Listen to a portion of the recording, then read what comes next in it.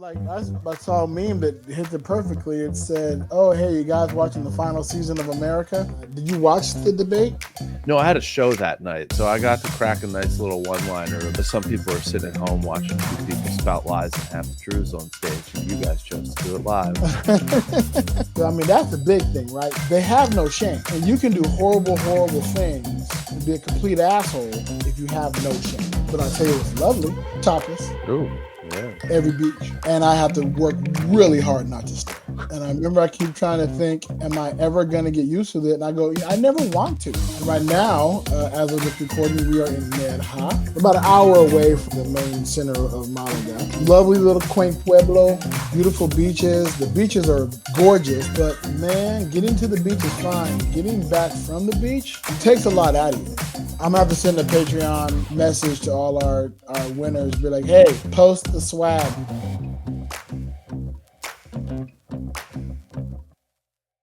What kind of weirdo digital nomads from cruise ships? Well, when I'm not being hypnotized by Judgmentalist or serenaded with custom parodies by Big Sexy, I'm thinking about, talking about, and writing about cruising.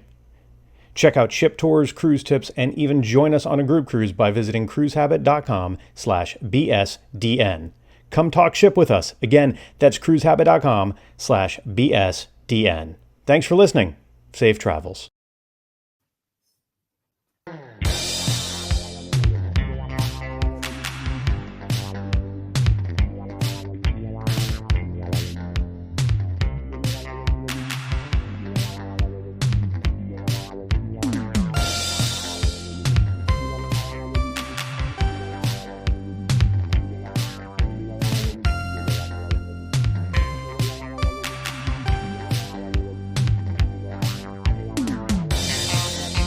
Good morning and happy birthday, United States of America, or whatever is Feliz cumpleaños, Estados Unidos.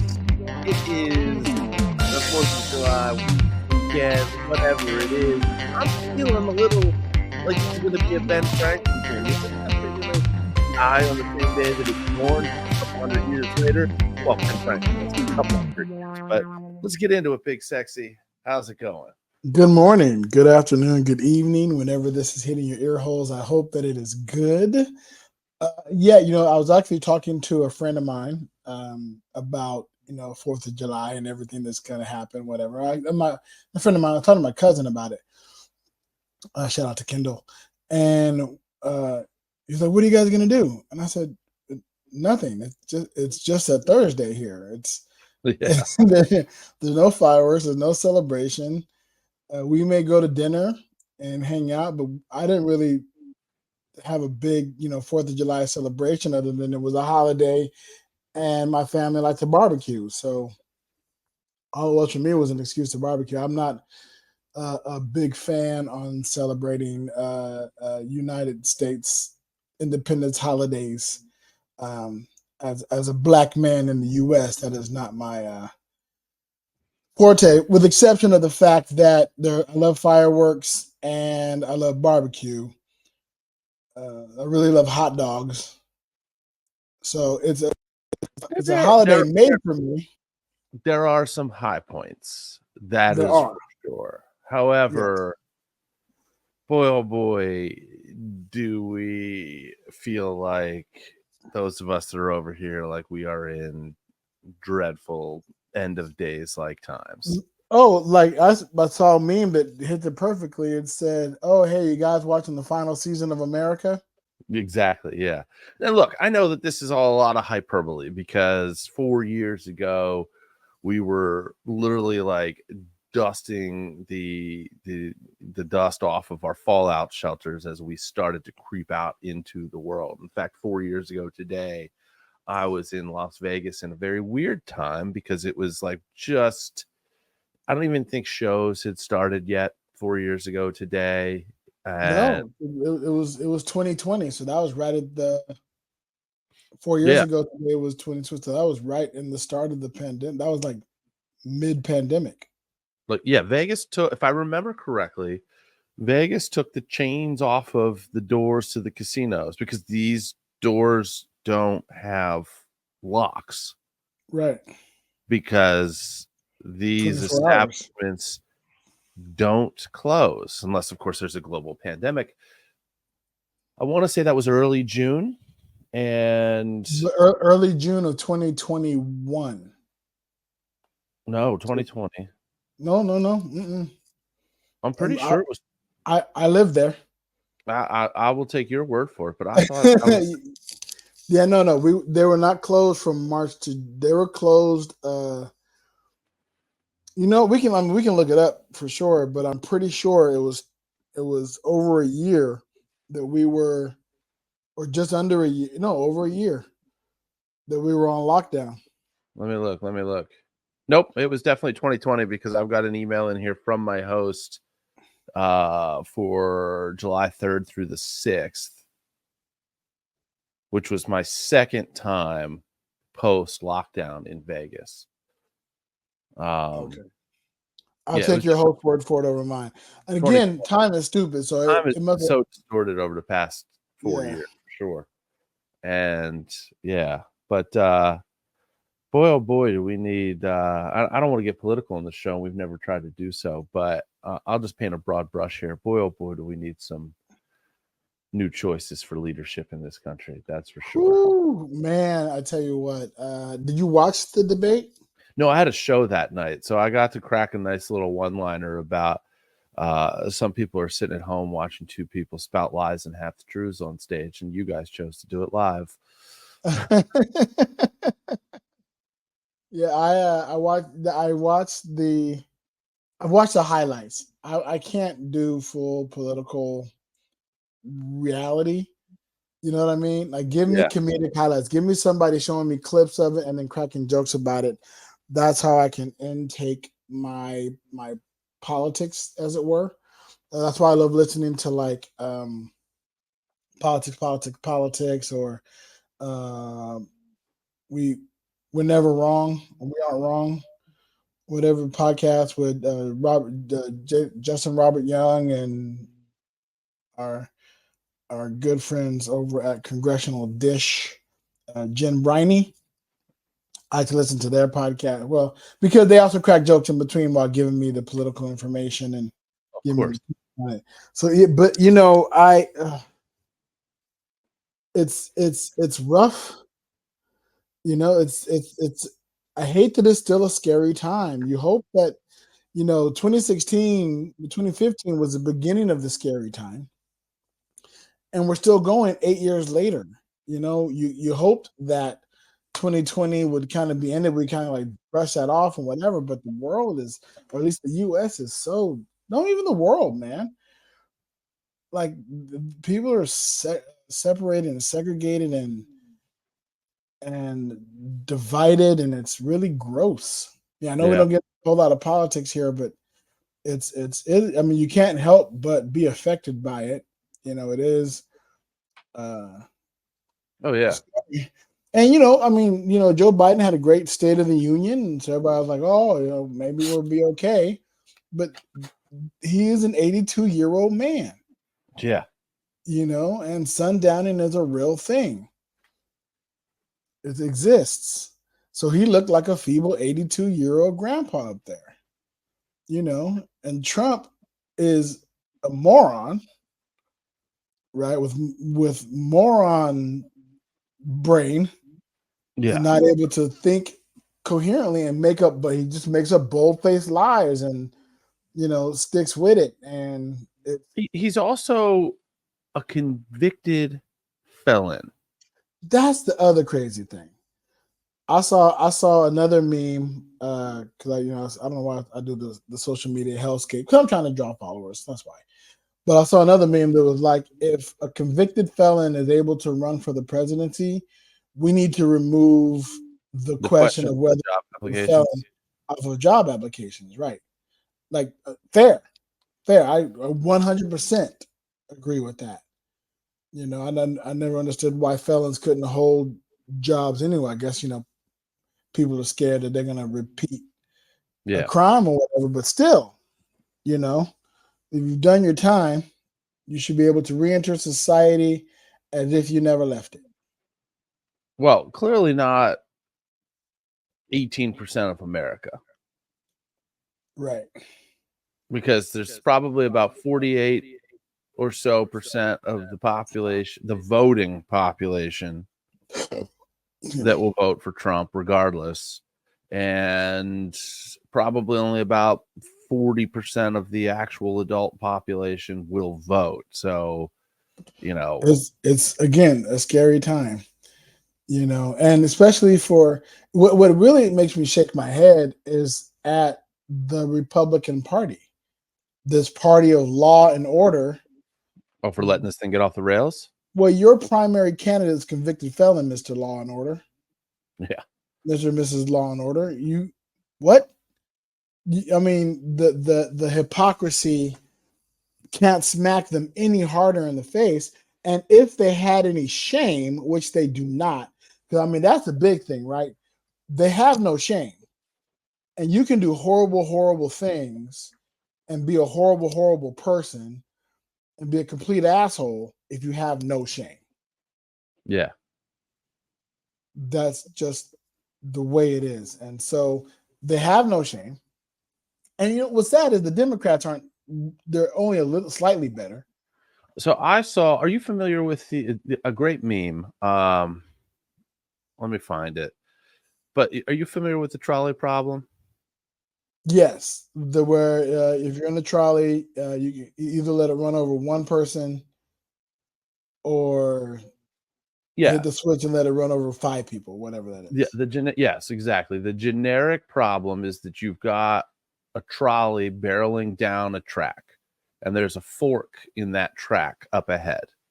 And again, fork for 2 paths. One path, like you said, has one person on the track. The other path, which it seems to be hurtling toward, is one that has 5 people on the track, and they're tied down, kind of like think old style Western. Dick Dastardly tying the damsel in distress to the track to get run over by the train. So my new favorite trolley problem, and I'll post it somewhere, but it's labeled the 2-party system. And what you're seeing is a straight line filled with tied up bodies on this track. And the trolley is in the middle of those bodies. It's already run over 2 or 3, and it's got all the rest ahead of it. There's still a picture of presumably you holding the lever, and it says pulling the lever changes the color of the trolley from red to blue. And that is the American 2-party system, because regardless, you're going to get run over.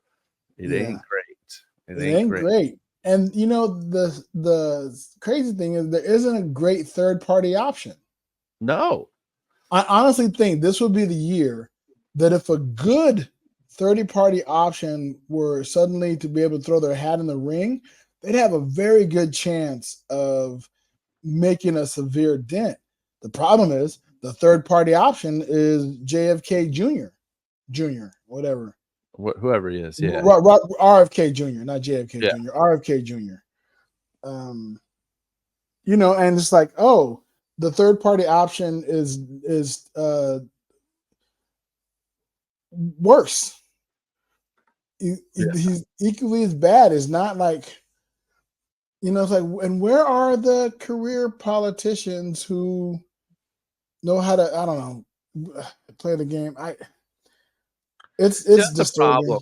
It was only a couple years ago that I came to the realization that by the time anybody who gets to the point where they get reelected to the House of Representatives is corrupt enough that they're gone. Like, because what happens is that you get to Congress and you are brought into the machine, and you either play the game or you get pushed out. They have so many ways of pushing you out. They can primary you if you're really like rocking the boat, or in a political campaign, what difference does $2 million make? If you're raising that money in some big national machine, you can shift that money wherever the hell you want. Well, if that guy didn't lockstep play the game, or that gal didn't lockstep play the game in term 1, we ain't shifting that $2 million to that district. Sorry. Right. We'll lose a seat. We'll gain one over here because they're playing a more national game, and you're gone if you don't play the game. Yeah, so it's so easy to get corrupted. It's so easy to, it's such a corruptible system. This is totally not what we were supposed to talk about. It's today, so toxic. We'll get into our other topics that we mentioned. So I'll probably fit into a political tangent, but I mean, what do you get the day before July 4th when you're looking at you're staring at American independence? It kind of draws all that bullshit into focus. So with that, I am happy to be in Spain. Yes. Spain has its own problems, but not like that. And right now, as of this recording, we are in Nerja, which is outside of Malaga Centro. I mean, we're about an hour away from the main center of Malaga. Lovely little quaint pueblo, beautiful beaches. The beaches are gorgeous. It's a trip. So all these beaches, they have like a row of beaches, but they're all like private beaches. They're all little alcoves. Okay. Right. And so it's like an alcove. So it's like the rocks kind of just do a this shape, a U, W, like put together. And then those W's are beaches. And each one you can kind of go down to, hang out or whatever. And it's gorgeous. But man, getting to the beach is fine. Getting back from the beach, I'm an old man with bad knees. And I'm a heavyset old man with bad knees. So climbing up those stairs in the heat of day takes a lot out of you. Yeah. It's really fucking draining. But it's still enjoyable. I would go back down, knowing that I got to do the truck. Plus, I'm carrying umbrella, chair, beach bag that has blankets and towels and snacks and all the things. But I'll tell you what's lovely. Topless. Oh, yeah.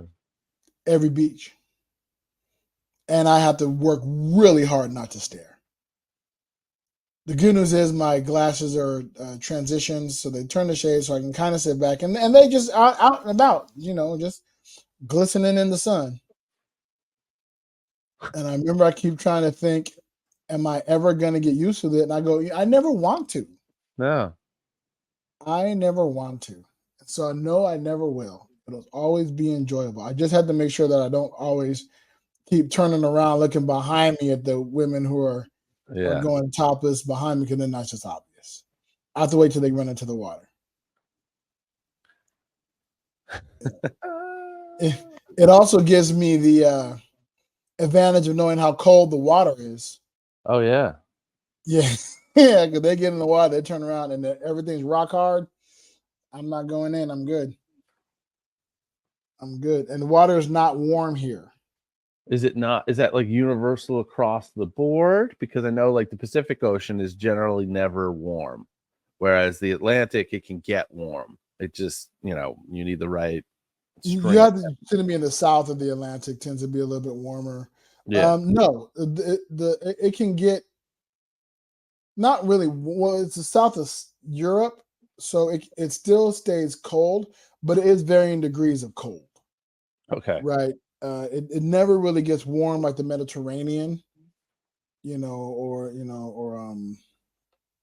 South Pacific, but it can get to a manageable temperature, enough that I will get in it and then want to get right the fuck out. Yeah. See, I always play the game where I'll like wade down into quasi cold water, then I'll get out, I'll let the air hit me. Then I go back in. For whatever reason, at that point, it feels warmer.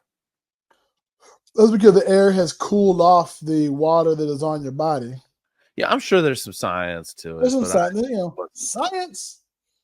Yeah, I wasn't trying to figure all that out. I got enough going on. I don't need to.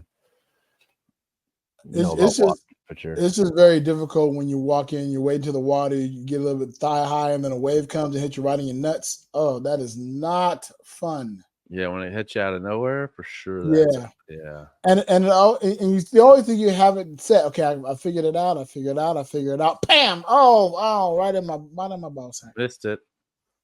Yeah. Oh, it got me. Oh, you got me, Ocean. You got me, you son of a bitch. Yeah. What else were we supposed to talk about today? I don't. It's like every other episode. We never had a plan. We never fucking know. But you did mention. I looked at the title of this episode. What the duck? We were going to talk about ducks. Yes. Yeah, because so you've got a little duck obsession, huh? You're not the only one. It's funny how it started. So my friend Tina gave me a little rubber ducky as a gift. And it was one of those purple devil ducks. Okay. Because again, I love purple. And it was cute. So I put it in the windshield of my car as my little travel companion. And anybody who saw it, got in and said, oh, the cute little duck, da da da da da da. And then I saw another duck. So somebody gifted me another couple ducks. And oh, these are cute. I like these, whatever. And then I saw a Mr. T duck. Mm. And I was like, what is this? And it was at a thrift store or something like that. And so I bought it. I'm like, I have to have the Mr. T duck. This is just fucking awesome. And then I got into the world of unique ducks. And suddenly I just wanted to have unique rubber ducks. And I didn't realize how massive of a market that actually is. And you don't even drive a Jeep. I did drive a Jeep at one point in time, but I didn't drive a Jeep when I started my duck collection. I didn't even know about duck collections when I had my Jeep. It wasn't a thing. Right. I also didn't know about the spreading and collecting of ducks on cruise ships. Yes. Until after I had already gotten rid of my collection. And if I had known that, I definitely would have saved a nice big sack full of ducks to distribute on different cruises around the world. Yeah, a couple years ago. So I don't have the obsession with ducks, but my wife does. A couple of years ago, I don't remember whether it was 19 into 20 before the world fell apart or if it was 20 into 21, because I just don't remember time. But it was one of those, I believe. And some friends of ours and my wife and I were just at a local bar for New Year's Eve. I'm pretty sure it was New Year's Eve. And there was one of those claw machines filled with rubber ducks.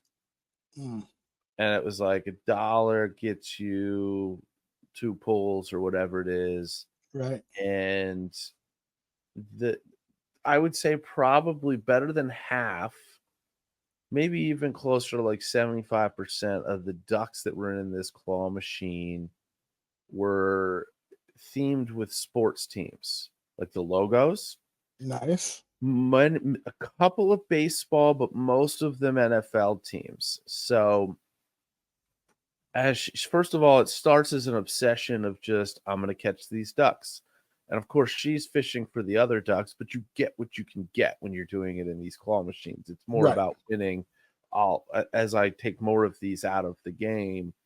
And the claw machine, unlike your big stuffed animal claw machines, are designed for you to win regularly. The big stuffed animal the big claw ones, not so machines, much. or the other ones are designed so that you're winning like, I don't know, very small percentage. These duck ones, candy ones, things like that. Some of them you will play it until you win. That's more the candy ones, but on the duck ones, I would say that it's probably very, very high percentage of hit rate. So as she starts pulling these in, she doesn't know who any of these NFL teams are. We start sorting them by division and letting her know which ones are missing. And of course, you're getting duplicates, this, that, and the other. Right. But I want to say that she probably ended up pulling like 20 couple of the 32 NFL teams. Oh, wow. And it She almost got really, a full NFL, the yeah, National almost. Foul League. Yes. Yeah. So, and of course, there are all these different ones that were shapes and stuff because there were oddball ones in there, not just the NFL ones and the handful of. I want to say that out of that whole mix, she probably got like 50 ducks and 20 couple Wow. NFL teams, 3 or 4 Major League Baseball teams, a whole mess of other random ass ducks, some duplicates. Um, but yeah, that just became, I want to say that we probably spent $30 on that damn thing because she just kept coming back being like, I need a couple more bucks for ducks. And we're like, what is wrong with you? All right, here you go. Then the local VFW had a duck machine. And going along with that, like I think that she would have sworn away cruising entirely after the very first cruise that we did because she wasn't 100%. It was super rocky and everything. But that arcade had a fucking duck claw machine, so she was in heaven. Oh Um, wow. she literally between. Did you know about the hiding ducks and finding ducks things on the cruise ship at the time? I'm trying to remember whether we figured that out on the fly or whether we knew it going in, but um, I want to say that we definitely by the time we got to the Disney cruise had brought ducks that she zip tied messages onto to Oh, to to sit around. But yeah, the second cruise, I want to say that the first cruise, like if there was time that I was in the casino every so often, she would disappear, and I just sit and wait for pictures to be messaged to me with just a lineup of ducks to know what her progress was because I knew exactly where she was going. She didn't need to tell me. right, And the arcade was literally like it was same deck, like right down the hall from the right, casino. Adult casino, kid casino, exactly. and you got to Kid, you integrate them. go play while we go play. Yeah, you got to integrate them young. Um, but yeah, it was so that's been kind of a thing that's been ongoing. She'll hit those machines anytime she sees them. She'll get excited about them. The place that is in Matt Donnelly just did a show there, Cult Classic Brewing in Hmm. Stevensville, Maryland. He and I did a show together. Bernardo and I did our Between Two Minds show, and then Matt just did a show there last week. They've Is got a that the claw S&M? Is machine. that the S&M theater? He was also at S&M. Oh, He's that's also Smoke and Smoke and Mirrors. Mirrors. Yeah. That's Smoke But and this is Mirrors. the one that's down by where his family lives, his brother and Right. his sister-in-law. And they have a duck claw machine in their lobby. That place is just I gotta reach out to them. I want to go back there. I want to do a show down there so bad because it's such a fun stuff. It's a smaller venue. I want to say that they only seat like 90 people, which isn't bad. The show goes real well for that size audience. I mean, I'd say the sweet spot for my show is probably between, you know, 75 to 200 people. Okay. Um, That's a big ass sweet spot. we've got a show coming up this August that the organization that we're benefiting appears to have substantial reach. Like, as I've kind of mentioned, I don't know how much in podcast conversation, but definitely in general conversation in talking about kind of how this business model is evolving with respect to these fundraiser shows. We're spending extra time vetting these groups to see, hey, is there evidence that they've had successful events in the past where they've been able to sell tickets, fill a room, because that's the key, That's and important. our I mean, the role is best way to raise funds to is fill to a room. sell tickets. Yeah. Yeah. Because early on, our concept was, hey, we'll go 50-50 on the ticket sales or whatever the split was, depending on the group. And we would normally cap that number depending on what our travel costs were going to be. If it was a local show, it was a much lower cap. Um, and then we would encourage these organizations, hey, if you want to sell sponsorships, by all means do so. It's extra money, and we're not even going to take any of it. And overwhelmingly, we noticed that nobody sold sponsorships. And we were like, at one of these points, I reached out to yeah, you want us to how about you pay us a percentage and we'll shake down some of these sponsorships? And they're like, sure, why not? We're not doing it. We don't have people dedicated to do it. We can barely sell tickets to your damn show. No, some organizations much more success than others, but this group, they just did one of those charity golf tournaments a couple weeks ago with 2 foursomes on every hole of the golf course. Oh goodness, that's a lot of people. Normally, you do 1 foursome, you sell it out. So you got 18 holes normally, 4 people. That's 72 people. Well, they doubled that. They had 144 people apparently playing in this golf tournament, loads of sponsors and everything like that. We're doing a show for them in August. They also do a beef and beer event in the fall that apparently they sell out hundreds and hundreds of tickets. So they actually have a machine and a list, and they're going to fill that room for us. Yeah. I just want to go on the record saying that 4 people to a hole sounds exhausting. I'm sure it is. I'm sure there's several days of recovery from that. Yeah. And a lot of stretching is involved. Yeah. So they're going to sell out. Yeah. So if they sell out the room that we're in, there's going to be close to 600 people. It'll be our biggest show. I mean, we've done, I think our high water mark is probably around 200 so far. Oh, wow, that's massive. That's going to be insane. But we also, we're doing these shows, and then we're getting into that mix of some solo stuff, because I'll do that week in Oregon where I'll be doing solo stuff. We've got the Rochester Fringe Fest in September, we'll both be there, just at different venues doing our shows separately. I haven't heard anything from, but suspect the same for Charm City Fringe Festival. But yeah, it's ducks. Thinking about that, you were kind of mentioning we definitely should put our logo on rubber ducks. Yeah, I think we can get them printed. I don't see why not. And maybe then that's the bag we're looking for. And then we have something to give out to folks. We have definitely something to hide on ships. We just got to remember to put our logo and the website. Yeah. Yeah. Speaking of which, we probably should also develop a website. I mean, right now we have web addresses that go to like our Spotify and our Patreon. But I think we're getting close to needing a website. I was actually talking to my friend, our friend Jane, who's been on the podcast a couple of times. Shout out to Jana, about creating a website. And I'm gonna barrel down and like, hey, you said you want to help create one, so create one for us. Let's get into it. Let's get into the weeds and make something functional.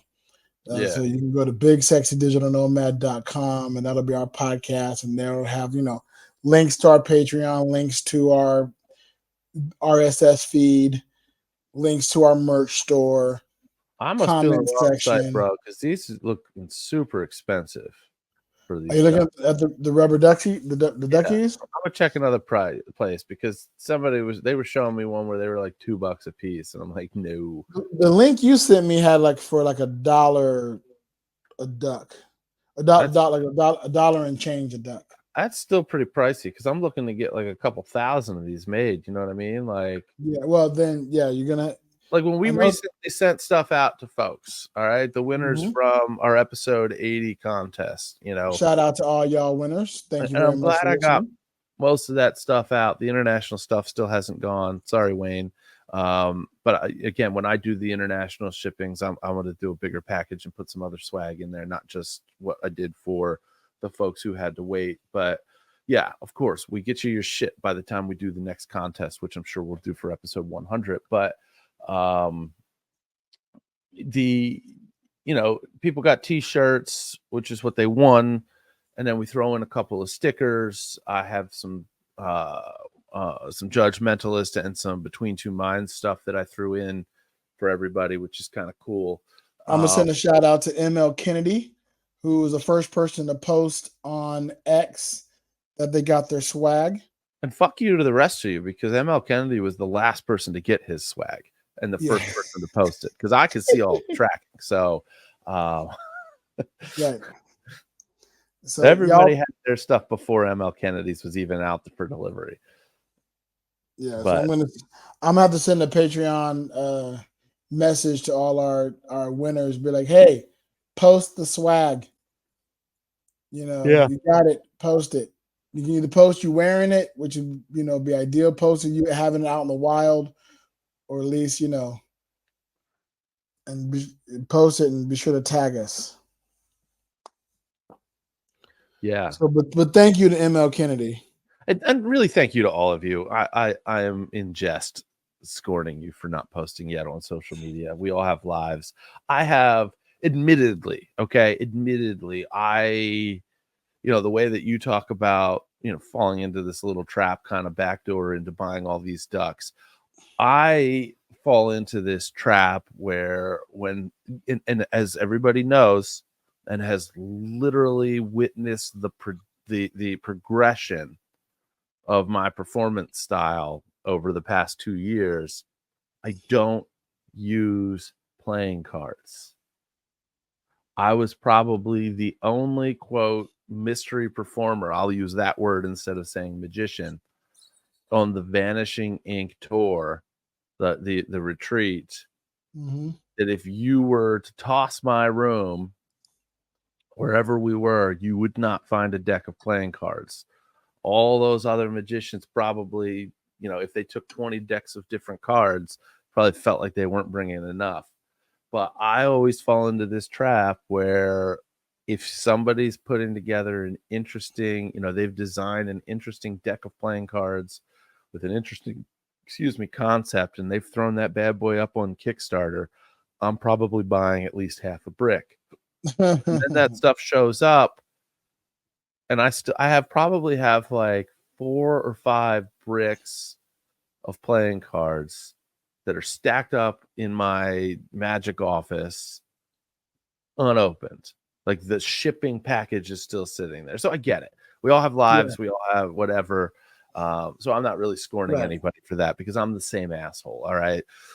Probably worse. In fact, I am so hoping, because rooms that we set out to finish and everything when we first bought this house almost 2 years ago, we bought our house right around the time that we started this podcast. As far as like closing and moving in was like really in that first like month. So it's funny, I never have to remember how long we've been doing this, because it matches almost, like our move, our closing date was September 1st. Our first episode was what, October 5th or something like that. We dropped it. Yep. And I remember your closing date because it's also my birthday. Right. And very easy to remember. And we started moving in October 24th, but we finished up. I actually had the first show the other week in the private parlor space, so that was cool. We haven't talked about that here, have we? The first show. You did your first show. We did I didn't perform, but I hosted my first show there. Oh, you hosted the first? No, we talked about you hosting your first show and that you're getting shit together. How'd that go? Yeah, it went great. We had Lindsay and Francis, a couple of magicians from Philadelphia. And when I say a couple of magicians, that's the name of their act. They're also married. Both have been on Fool Us independent of each other. So either look for Francis Minotti or Lindsay Noel. Lindsay. How do you spell Minotti? Menotti, I believe. Okay. And Lindsay. Noel. Menotti, and it's Lindsey. Noel. So they came, they performed. I want to be sure to tag them in the description. Yeah. If you can find a couple of magicians, which exists on social media, that's the name of their duo act. Super entertaining, super fun. The chemistry that they have, the way that they play off of each other on stage is great. And it's kind of, their show is set up the way that I initially intended Between Two Minds to be. They do something together, then they trade off individual bits, they do something else together, they trade off some more individual bits, and then they, do something else together. That was the original in my head format for Between Two Minds until I got sucked into So you hypnosis. stopped doing magic and started doing hypnosis. And really, it really allows, it was a big win to do that. Not aside from the hypnosis fact of it, but just when we are in situations like with these fringe festivals where their show cap is like 60 or 70 minutes and we couldn't, I guess we just cut routines if we were doing a duo show, and just shorten the show. But like here it's so easy for us to just split and just two market 2 shows. And then what we'll have is he's going to have a little show poster, I'm going to have a show poster. And before we go, so I got so much stuff that I'm working on here, and I would love to hear feedback and ideas from our listeners. Where do you get your event information? Where do you find out that there's stuff going on? And because I'm looking to do, here's things that we're thinking about doing. Number one, we're going to do the 4x6 postcards because we traditionally do them here in Elkton for shows. Normally we'll do 2 months worth of shows at the same time, front and back. For this, because we got 2 separate shows, we're just doing the 2 shows front and back. All the tickets are going to be through rochesterfringe.com. So, everything's going to go straight through there. And those are going to get distributed. We're probably going to start calling businesses that are, once we hit like mid-July, which I know is next week, we're going to start calling businesses so fast in Rochester and basically saying, hey, Fringe is coming. We've got 2 shows that are coming. Do you have an area in your establishment that we could throw some postcards out to promote it? Great. I'm going to mail them to you. So we're going to get probably like 5,000 postcards printed. We're going to be just shipping them out to random places, hoping to high hell that they put them up. The other thing that I'm thinking about doing is getting some of those coffee cup sleeves printed with the info on our shows. Smart. I've already reached out to some coffee shops to see if they'd be interested in it. And it's basically the whole pitch there. And if anybody knows somebody who owns a coffee shop that uses those coffee sleeves in Rochester, say, hey, you can get 2 months worth of coffee sleeves absolutely free. They're just going to have the information on our shows on them to ship those out to coffee shops and be like, just use these however you would use them. Thank you. Nice. And if you want, I'll comp you tickets to the show. I don't care if I have to buy them, whatever. You've helped me fill the room. But I'm looking for other ideas like that that just help infuse that, because the Fringe is a thing, but not everybody knows about it. Right. We're doing all the normal advertising in the Fringe guide and everything. This is really put together, and I can't wait to talk about it afterwards, because from the outside looking in, it looks really like a tight operation. Like they've got. It sounds like it's going to be awesome. I'm kind of bummed. I'm hoping. Again, I'm always hoping for a miracle. I'm hoping for one of those dream event, those angel investors, I guess they call them, runs across our GoFundMe, and it's like these guys sound cool. They sound a lot of fun. Let me boom. Here's your funding. Yeah, like, go with that kind of stuff. I could pop out to Rochester in September, to go to the Fringe. We do have we have a Patreon here. Where do they find that? That's at bullwiththebutthole.com. Yeah, bullwiththebutthole.com. Yeah. You can definitely subscribe to the Patreon. That would definitely help with the travel arrangements to get out. Let's temporarily put some sort of one-time, not ridiculous, but definitely higher than we would normally put their tier up there. And here's what you're going to get. All right. It's going to help get Big Sexy to Rochester during the Fringe Festival. I don't care whether I'm allowed comps or if I've got to buy your tickets. It's going to get you into my show. It's going to get you into my stage partner show if you are interested in seeing his show, and you should. Why not? You're gonna get to hang out with us. I've got. I don't know exactly what I don't remember because I booked it so long ago, but at least hanging out, if not crashing on a couch. Although that couch is probably going to be accounted for if this whole effort is to get Big Sexy there. Right. Uh, the Well, the we yeah, do right. have a tier. Okay. It's the ridiculous price tier. It's the safe travels tier, Okay. which is what I modeled after the JVN day. ICS Jock versus Nerd Day. Right, correct. And it's 2022 because I think that's the year that I put it together. And of course, it has all the everything in it. And hang out with the hosts, so we can fly Big Sexy from wherever in the world he may be. And Judge Mensa, we fly them into Vegas. What we can do is we can adjust this. I think we And put an say, additional tier in. All right, that's not as yes, expensive. Okay, the in between tier. I like that. an in between tier. We'll call it the fringe tier. Rock the rock. Rock the rock. Yeah, rock the rock. It'll get you into all the shows.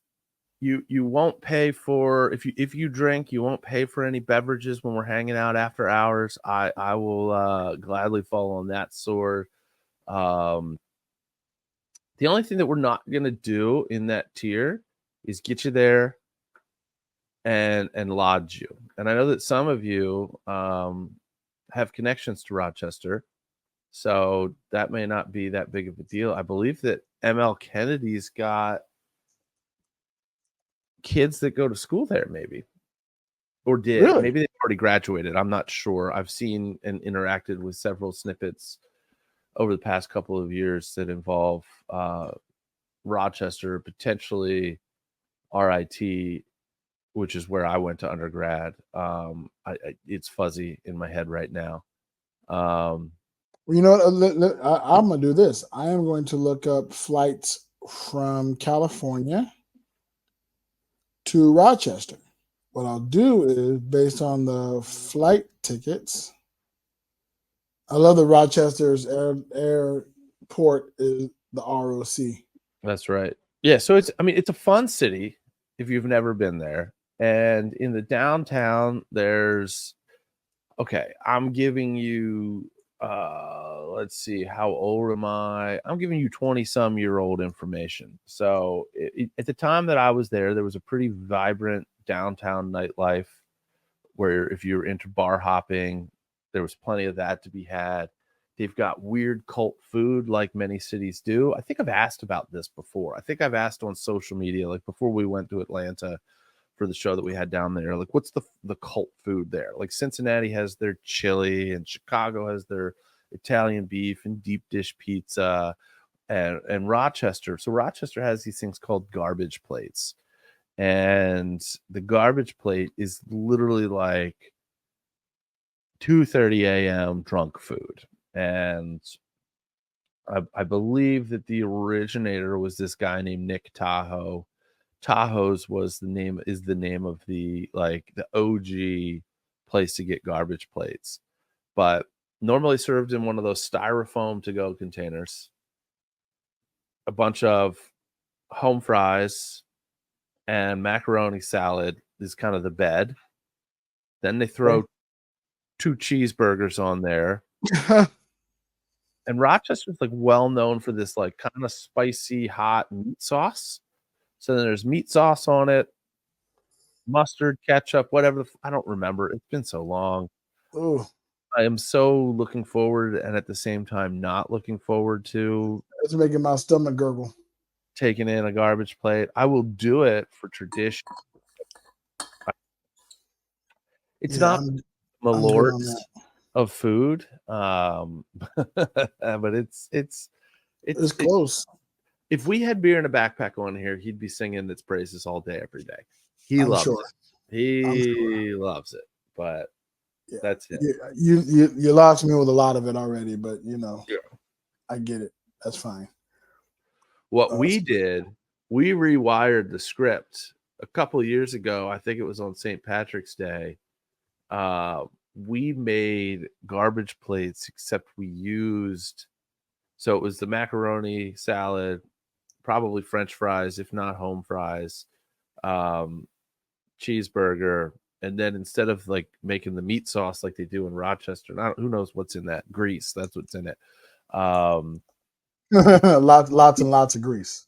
Used Skyline chili, and then piled up a bunch of shredded cheese on it. And boy, oh boy, was that immaculate. I want to do that again. And it's America's birthday, so I might do that to celebrate. There you go. Treat yourself with a damn near heart attack. Damn right. All right. I set up the Rock tier. We'll add some more information to it, but there's now a tier on our Patreon to get Big Sexy to Rochester. And look, even if you don't jump on the Rock tier, which is very reasonably priced and super helpful, because that's basically going to cover, I'm assuming, Big Sexy's flight and maybe some incidentals in there. Come hang out. You don't need to hit that tier to come see my show. Tickets aren't available. They won't be available till July 23rd. It was originally supposed to be the 16th. They just announced that they pushed that date back. I don't know why. I don't care why. You know how much tickets are? I believe that tickets to my show are going to either be $20 or $25, something like that. Bad. So super reasonable. It's a deal. I mean, I'm going to spend more money than that $20 on beer for anybody that comes out. So, and I'm hoping that some of my favorite spots are still there.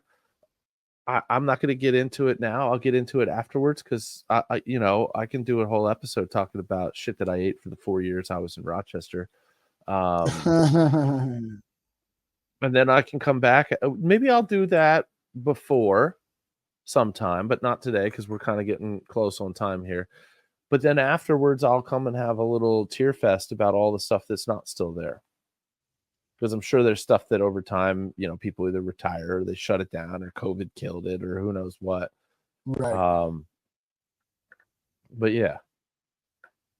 Yeah, so just some quick behind the scenes stuff.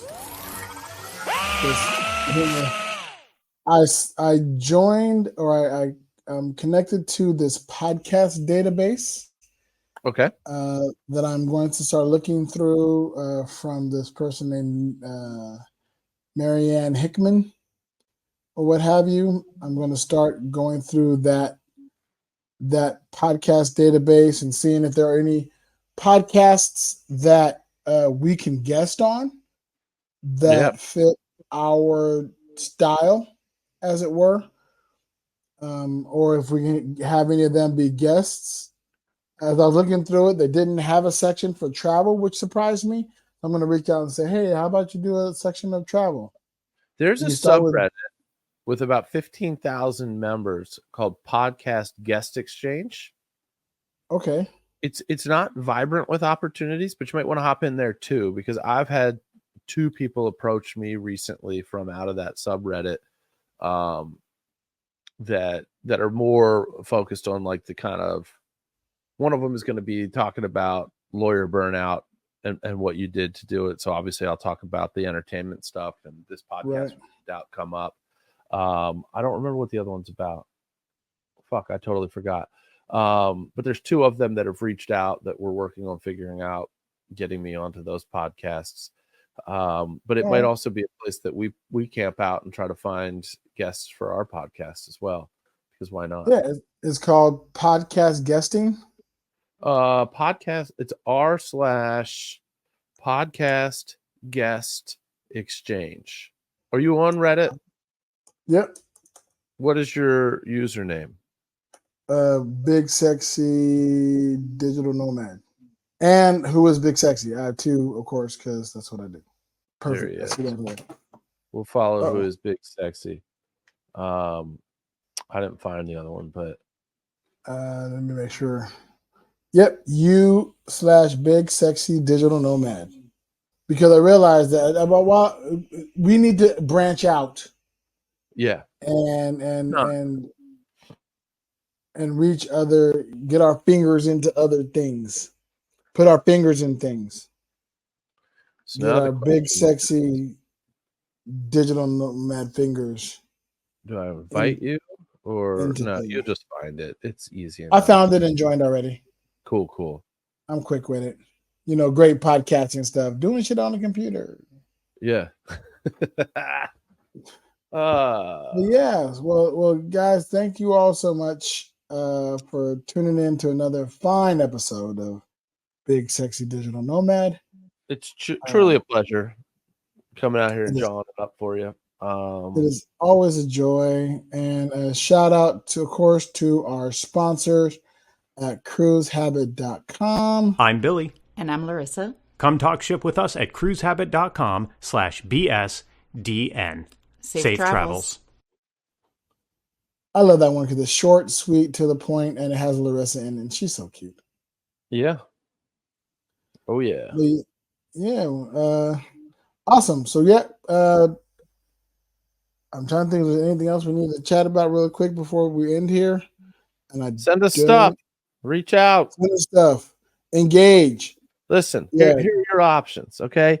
You can either send us an email talking shit with a T. You can send us an email talking ship with a P. Like Billy and Larissa.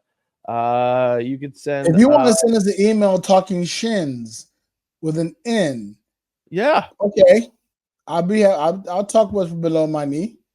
If you want to go out in the world and talk about how great our podcast is, so talking shill with 2 L's, you could do that too. Yeah. If you want to talk creating a knife in a prison, we can talk shiv. Yeah, we're talking shiv. Yeah, exactly. Any of these are great options. Just email us about any of those. We'd be happy to do so. Just send us an email at bigsexynomad@gmail.com. Hit us up, of course, on bulletthebutthole.com. Join the community over there. You can join for free. You don't have to be a subscriber to join, but of course, we welcome subscribers. People who are subscribers get tons of cool perks and access. I'm going to start recording some smaller videos designed as gifts and things just for the Patreon members. So a lot of some behind the scenes stuff. A lot of my walkabouts are going to go up on the Patreon. When I do like a special walkabout or I'm at a special concert or whatever, I do something cool like that. I'm going to put that up for our Patreon. I'm really going to try to start engaging our subscribers to give them value in an effort to get more subscribers. Of course. Look, if you want, let's say that you really love Pokemon and you love all of the Japanese names and you want to talk Shiggy with us. That's 2 G's and a Y. That's Squirtle. That's his Japanese name. Why do I know that? I don't know. If you're a fan of washed up actors turned activists and weirdos, you want to talk some Shia with us, we can chat about Mr. Shia LaBeouf. If you are so opposed to facial hair, like you don't let 5 o'clock shadow happen and you want to talk chick with us, we'll get a little razor talk going on here. Absolutely. Exactly. All right, that's enough of that bullshit. Yep. Yeah. Well, unless you if you do card magic where you make cards magnetic and want to talk shim with us, we could do that too. All right. Yes. Yeah, absolutely. I'm down to talk a little bit of shim. Shid. I mean, those shims, different versions of shims can also be used to make your furniture level, but yeah, and if you just want to shift, we can talk about it. We should do. Hit the button. In the meantime,